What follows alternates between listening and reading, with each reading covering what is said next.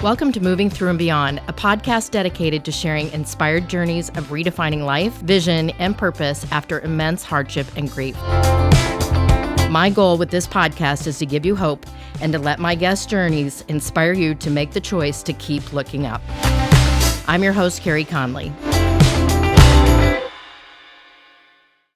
Welcome, everybody, to the Moving Through and Beyond podcast. I'm Carey Conley, your host, and I'm so honored to introduce you all today to a very dear friend of mine, a very powerful woman who is doing some amazing things here in the world, Krystylle Richardson. Thank you for being here, Krystylle. I'm so honored and pumped to be here with you. I was counting on that energy. I knew you'd bring it this morning.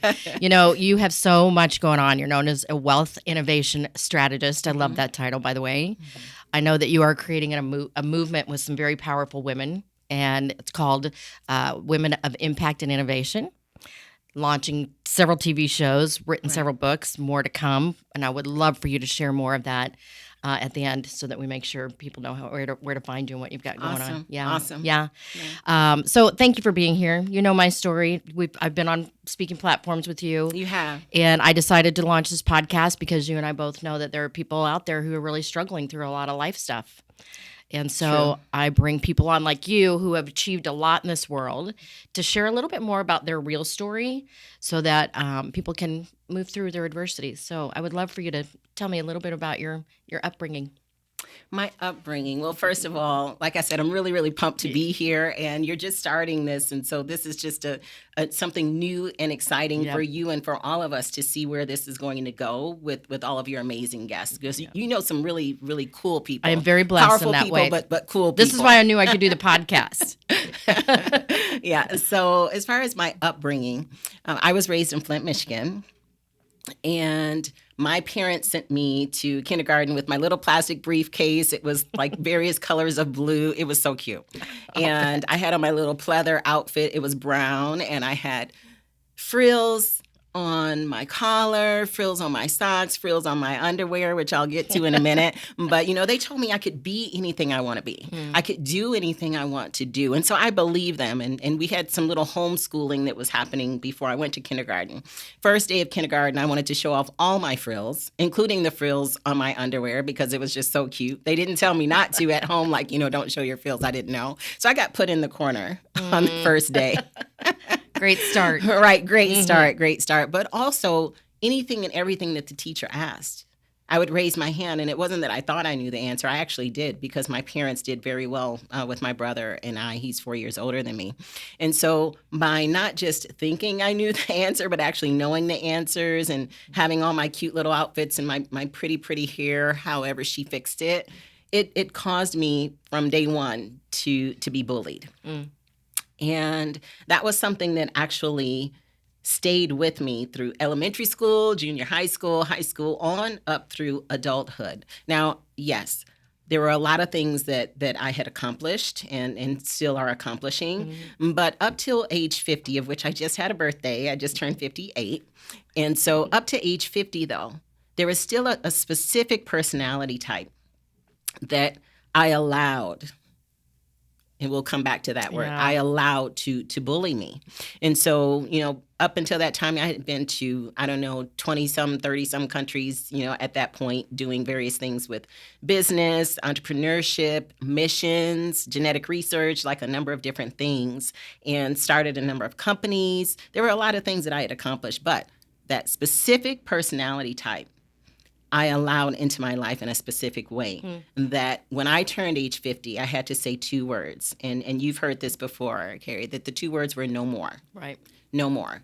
And so when I said that, and there was a lot of no mores that came, you know, no more will I allow XYZ to speak to me this way. No more will I allow myself to feel a certain way because of someone else's behavior. No more will I play small or have my light hidden because of the fact that it makes someone else feel uncomfortable. There was like a whole list of other no mores that I had. And so with that came so much freedom. And it didn't happen right away. And that's one thing that I do want to kind of like look in the camera, like wherever it may be, and just say that everybody's time frame for their no more or whatever their 2 words are, everybody's time frame is going to be different, right? Agreed, yes. And so mine took me about 2.5 years to come out of that and to have where I was totally walking in my strength, of which people who found out that I had been bullied, like, wait, you're always so strong, you're always well put together, you're this, you're that, you've done all these things and been all over the world. It's like, yes, me. And so a lot of us, we put on masks. Yeah. We put them on, and we put them on every day. And it's where I just decided I wasn't going to do that anymore. Mm-hmm. But you have to decide yourself. And I grew up a Christian. I'm still a Christian. I'm actually an ordained minister. And part of what we do is missions trips, medical, genetic research, and a number of other kinds, teaching dance and music and other things like that. But it wasn't where I was allowing God to lead me with those particular people. And I'm like, what the heck? So it took me 2.5 years. And I tell you, I think I might have scared a few people on plane rides between that time because I always get a window seat and I just love the clouds, and it's like God is with me when I'm up above the clouds. I feel the same way. And so I have on my music, and I'm like looking all out the window with my earphones on, and then I'm choreographing. I'm doing like dance moves and stuff, and I'm just like praying and like snotting and stuff. And they're like, we probably need to call like a medic for this lady over here. Are you okay, miss? But and I have like talked to people and apologized to them, like maybe even before the flight starts. But I had to have that time. Mm-hmm. On the ground and in the air, various places, to reconnect with myself and to allow God to just really work on me, where it's like, okay, now the sky's the limit. And the 3 words that came out of that is I accept me. So no more turned into I accept me. Yeah. I can totally resonate with this because I turned 60 this year. Woo-hoo. Yeah. I can't even believe those words come out of my mouth. And that I'm a grandmother, too. Woo-hoo. Yeah. There's a lot that I am now becoming aware of, Krystylle, and how I've been a certain personality for a certain reason. Right. And it is harder the older you get to unpack all that. Right. I've been working with a coach all year on this and kind of beat myself up that I'm not moving through it faster. But he reminds me all the time, girl, this is 60 years worth of stuff we're unpacking here, right? Right. So I want to talk a little bit about the bullying in your childhood because I know a lot of our listeners has probably been through that, maybe going through it now. And I'm guessing there are different types of bullying. So can you define that a little bit more for me and what that looked like for you and how you identified it and how you moved through it as a child? And I definitely can. Yeah. And with some of the shows that I've had, radio, TV shows that I've had, and even with the Women of Impact and Innovation International that you mentioned, we had people raise their hands. And there were so many hands in the group. Like, I think it might have been like 70, 80%. I'm sure. Probably 80 to almost 90% of the women had gone through various types of bullying. And so for me, it was the, pushing down in the snow or putting food in my hair or calling me names or threatening to cut my long pigtails, that I had my ponytails and pigtails and shunning me from various things. And it was just like a lot of those kinds of things that happened, including where I would get beat up, not like bad, but, there were just things like that happened back then. Okay. And then so that translated, because you mentioned childhood, so it translated into junior high, high school, where it was just the whole clique thing. Yeah. And having where there were messages. Back then we didn't have cell phones or social media for them to maybe do that kind of thing to me. But there was a lot of talking and various things that occur, of which, they say sticks and stones may break your bones, but words will never hurt. But words do hurt. Words really, really do hurt. And so I was a loner, and that caused me to get into my studies more and get into dance and music more and continue to excel, which continued to cause more bullying. Yeah. And so, or even be offered positions that I wasn't even necessarily totally qualified for, but God made a way for me to be in those positions. Well, why did she get XYZ position? So there were a number of things that happened like that, but bullying. And when we look at that, and there's a book that we'll be doing related to this. So it can be that it's things such as what I've already mentioned, but it also could be domestic violence related. It could be sexual harassment related, because some of it was. It can be related to, actual physical acts of bullying, where someone does something to your car, of which I've had, different things like that happen, or to your physical property. And so there's just a number of different things that people have been through that a lot of people actually don't even make it through. And so one of the things that I had mentioned to you a while back too, is that when people get bullied, especially now with cyberbullying is another one that's huge. And depending on what information they have, or what pictures, or what you've allowed yourself to get into, that you didn't know that you were taking this drug or this drink, and then you're laid out somewhere and they're, doing whatever, but also taking pictures and videos and whatnot, people actually do commit suicide. And so there is a site we have, don'tcommitsuicide.com, where we have, counselors and various people to work with people if they're going through something like that. And we've gotten inquiries from various places across the world on that site. But the list just goes on and on. But the main one right now is cyberbullying. Yeah, it's become a big problem, and unfortunately, I don't see that changing anytime really soon, just because so much of our world is in that world now. So, and I grew up like you, not having any of that either, but I can relate to some of the stuff you're talking about the girls, and especially girls, I think, are really hard on each other, which is really sad for both you and I, because we move in so many powerful movements like you're doing with women. We just need to be lifting each other up more, right? So as you were going through that, what were some of the things that helped you? So I would say that it was several things, and we'll get to my book later, which has to do with P's, but it is like having a passion, having purpose, and having where I had a strong prayer life. And amazing parents. So they all just so happen to start with the P, and my book is the 51 Powerful P's of Public Speaking, which I wasn't trying to do P's right now, but that's just kind of what came to my mind this morning when I was thinking about it as I was driving in, is that having some kind of spiritual foundation is very important. I know everyone's not a Christian. I am, but having some kind of spiritual foundation to help get you through, where you can wake up in the middle of the night and have where you can have that time of meditation and prayer, and then having where you have a purpose for your life. Because no matter what somebody does to you, says to you, what they don't let you do or let you do, and it's just so that they can maybe see if you'll fail or not. If you have that passion and purpose, those two together, then it doesn't matter what the outcome is, because you can use that to elevate yourself, because you can learn from that. Everything is a learning experience. There's no failure. There's no mistakes. You can call it whatever you want to call it, but learn from it. Take it as a lesson learned. So all of those, and then my parents, like I said, the foundation with them, they both have gone on now, but I still remember all of what they taught me, including my grandparents, and I bring that up a lot. And I just want to just throw one other thing in there, is that there's a gentleman who we just love to listen to him. You don't necessarily talk, you listen to him. He died at I think it was 114 years old. Wow. And so on his birthday, he'd have like this bash, and then we would go back to his apartment. A number of us would go, and he would just talk to like 2:30, 3 o'clock in the morning. And so you just listen. And he always talked about his parents.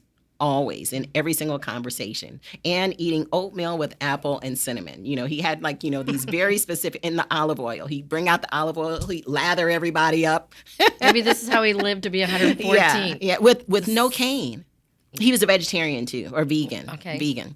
But so all of those things help. And so that part has to do with the diet. Like, what helped me? If you exercise and eat right, and of course you already know that I love to dance. Yes. So thank you. But having a purpose for your life and a passion, then it takes your mind off of it. You still have to face it. You can't just like totally ignore it. But when you are grounded and you have basically not necessarily a don't care attitude, but it's almost like that, because it doesn't matter what happens. You know that it's all going to work out for your good. You're speaking my language right now, right? Because this is all about my talking on vision. Right. And I list Crystal, when I do my workshops and in my book, all the reasons why I say vision is victory. And one of the things I talk about in there is that when you know your purpose, it becomes the anchor in all the storms of life. Right. Everything I've been through, everything you've been through with businesses and, losing family members like I have, I've always leaned on knowing my purpose and my calling and taking my lessons as a part of my my message. Right. So I'm so glad you're Right. talking about that. Right. And I think it's very important to actually list them out. People have their time of thinking this and that. I'm a total writer. Like I have I think somebody said it's butcher paper that I have on the wall, like the big roll of paper, and just writing. I have 1,000,001 lists. We've been married. My husband and I have been married for over 30 years now.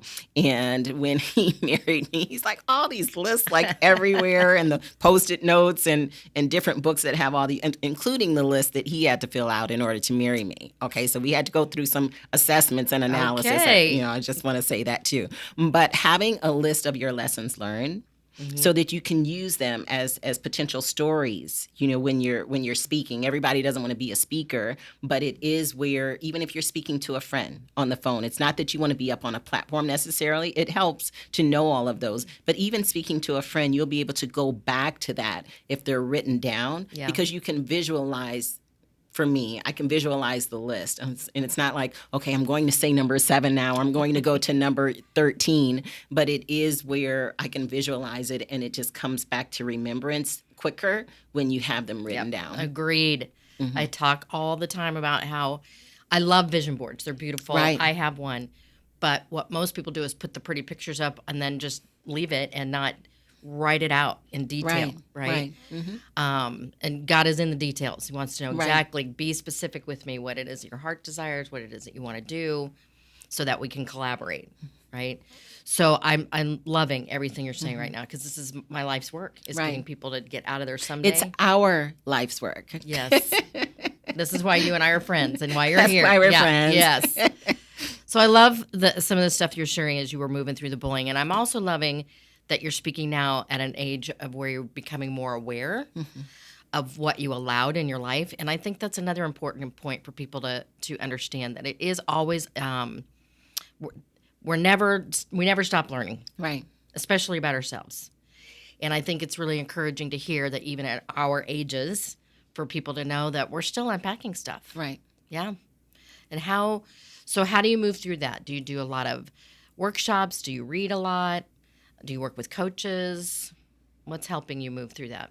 Yeah, I think my life is maybe similar in some instances, but different. We all are unique, you know, and I do this all the time. We're not one-dimensional human beings. And so my path might not work for you and yours might not work for me, but you can maybe get a couple, 2, 3 nuggets. And so I have mentors, and I have people that I listen to, but not necessarily from like a paid coach or mentor type arrangement. Got it. I have where there's just a lot of wonderful people that love to speak into my life. And so I do myself and have where I encourage people to do what I call a 360, where you have people that have wisdom that you are not necessarily connected to, that you listen to because they've been there, done that. And then you have people of wisdom that you can have a one-on-one relationship with and talk to, like such as Sharon Lecter. She's just so amazing, so amazing. And Outwitting the Devil is just like, oh my gosh, it's just one of my top to top so books. many people. The book and the audio, like do them both at the same time. I haven't done the audio yet because you need, I've tonight, heard it's a little like tomorrow, makes like the hair. And All she right. specifically picked the voices so that it's a talking back and Yes. forth. Incredible. I can't believe you haven't. Oh my gosh. Yeah. I'm going I've to read the books. bug you. I'm going to bug you about the All audio. right. So having where you do a 360, you have those people, and then you have people that are basically on your same peer level that you can maybe give some advice to. They can give you some advice, and then also people that you're mentoring. Yeah. And so I always say that there's 3 types of people, and I do have those people in my life. People of wisdom, been there, done that. People with opinion, they haven't been there, and it's like, what the heck, you don't know anything. But sometimes their opinion is actually spot on. It's like, oh my gosh, you haven't ever done that, but okay, these 14 things you said I'm not going to listen to, but that one thing you said, that's actually a really great idea. And then there's people put in your life, the third person type of person, people who were put in this world to keep you safe. And so the auntie, the grandma, the person who's like, oh, don't do that. You know, when I turned 57, one of my fears is heights and jumping. Me so too. I jumped out of a plane when I turned 57 for that birthday, scared to death. And I think I pooped about 4 times that morning before I jumped. And now you know, everybody poops though. But I was completely empty, so it wouldn't have happened as I was flying through the air. But I was so nervous. I just and I thought he was going to give me a rock 1, 2, 3, and he just did 1, and we were out of the plane. I'm like, oh my gosh! And so on the video, you can see my lips saying, "Oh my god!" And see, oh I'd be my dead God. before I even hit the ground, just out of complete panic. Me So too, good for but you. I'm alive to tell about Yeah. it, and you can Thanks be for too. encouraging Okay, now me and you have doing that for 2 both of action us. items. Okay. Outwitting the devil, audio, and you got to Jump out of a plane. Yeah. Yeah, no. Who knew you would leave this with action items, right? Yeah, who's mentoring who? I know. That's awesome. Well, I'm so glad you're talking about the people in your life because I did a podcast with Sharon. Yeah. And she has a formula she talks about around your power of association. And I do an exercise called the front row when I talk to people about how row, that's important it is to make sure that the only people in the front row of your life are the 9s and 10s, the people who give you great advice. They're a little bit further ahead. They encourage you. They inspire you. They lift you up on the days that you want to quit. And I'm always reassessing my front row. And they change. Sometimes there's people that just come in your life for a certain Season. Yes. Or, Yeah. Yeah. so powerful, especially with regards to what we're talking about today around the bullying and you becoming Right. aware and how you've said no more to that. That's really encouraging. And I think a lot of people need to hear that. No more. Yeah. And I think it's important to, not that everyone wants to be a sociologist or psychologist, but to understand personality types. And that's one thing that all throughout school, you know, I knew it, but as I was going through that 2.5 years, it became more and more and more at the forefront of like, what personality type am I? And what personality type was I allowing, there's that word again, to take advantage of me in certain instances, you know, verbally and otherwise not like sexually or anything, but and then how do you have an appropriate response and reaction? So I've done a whole show too related to response and reaction because that just tops it all. When you understand the personality types and you can control, breathe, and come up with what you're going to say from a response and reaction perspective, then life is just so much easier, and you can have a smile on your face no matter what somebody's saying. Yeah. Well, the key word you've said several times is allowing. And I'm Yes. hoping that everybody is hearing that you can have that power and take that power back. And you can get out of situations without it becoming something super dramatic or conflicting or, right? Yes and no. Well, yes, true. Some you can just let it dissipate on its own. And some you have to have some conversation. Yeah. And so I want to address that too. Can I just take a couple seconds? Yes. So it is actually yes or no. Because for me and the people in my life and some people that are no longer in my life because they're no longer on this earth, is that you have to be willing to have that passion and purpose to the point that you're willing to live or die for what you believe in. And I do have several of my friends that stood up to their bullies, which were their husbands, and they were murdered by their husbands. Wow. 15, 20 years ago. And I begged my one girlfriend, I'm going to try not to cry, I begged her to come and live with me. She was in Ohio. And she's like, well, why do I have to leave? He should be the one to leave. And she had children and stuff. And he, one morning, she was waiting for the bus, and he stabbed her to death at the bus stop. And my other girlfriend, she was beaten to death in front of her 2-year-old, 3-year-old, and 5-year-old in their living room. And so you have to be willing to live or die for what you believe in. A lot of times you can get it to dissipate. A lot of times, you know, you can have where you can stand up, like I'm saying, I said no more, and I'm feeling all powerful and all of that. But sometimes it does come down to a life or death situation, unfortunately. Yeah. And so living each day out loud, living each day with purpose, dancing as much as I can dance, eating whatever I want to eat. Lately. I have to dance in another couple of days at the state fair and at some other college and something 3 times this coming weekend. But doing what you love, because you don't know when it's going to be your last day. You do not know when it's going to be your last day. And so we have no clue. And so I did want to bring that up because some people are going to be faced with situations like, oh my gosh, Krystylle said I can make it out of this. Well, sometimes you will. And most time, 99.9% of the time you will. Yeah. Well, so powerful what you're doing, Krystylle. And I'm so grateful for what you're doing and how you and I are collaborating on some of these things together because, we're both on a mission to create movements. Right. And that's amazing. So I want you to just take a few minutes and talk a little bit about that. Why did you choose to create what you're creating now, and what platforms are you putting it on?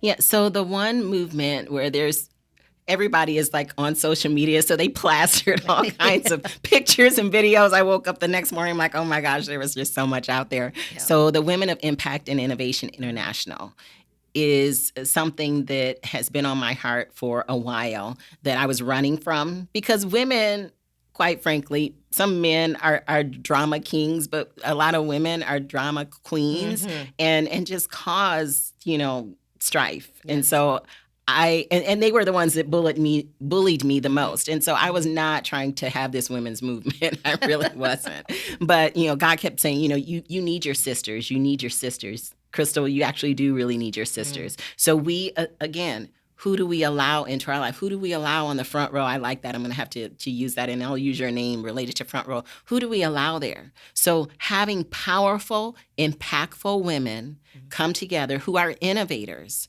is what this is all about. So we honored Sharon as our international innovalogist, and I'll get in. Say that word again. Innovalogist. I love that. It's innovative philosophies, and I'm at the tail end. Maybe another month it'll be trademarked because it takes a long time to get it. Get it trademarked. Is this your word? Innovaligy. Yeah, Innovaligy is my word, and so there's going to be a book coming out on that too. Okay, sure. And so we honored her, and then we honored the women on the executive board, and they all honored a person that they felt was impactful or innovative as well. And so there was a lot of awards and honoring and crying and like, oh my gosh, it's going on and stuff. And all of my sisters, a lot of my sisters are in there. Yeah. And so we are moving forward with having that power captured in a way that we can bring up the next generation of women leaders. Yeah, I love it. And it's international. So on the application, on womenoii.com, that's women, WOMENOIII.com,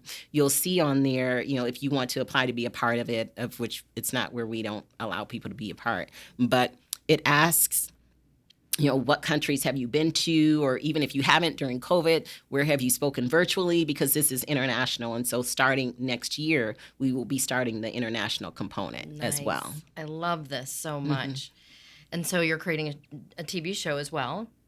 Yeah, there'll be a TV show related to that, but Life Innovation TV, Life Innovation Global TV, LIGTV, is short, powerful content. So that's SPC. Everything is 2 minutes, 5 minutes, 10 minutes, like 15 minutes or so. Or if we do Topic, which is called Topicast, it's a cast where it's just on a topic. So if we do leadership or if we do mentoring, everybody does 2 minutes. All on mentoring, and it's all put together for like a 28-minute segment. So there's a lot of different things that we're doing to innovatively get people's messages out there. You can say a lot in 2 minutes and be very powerful in 2 minutes. Especially as seasoned as you and I are.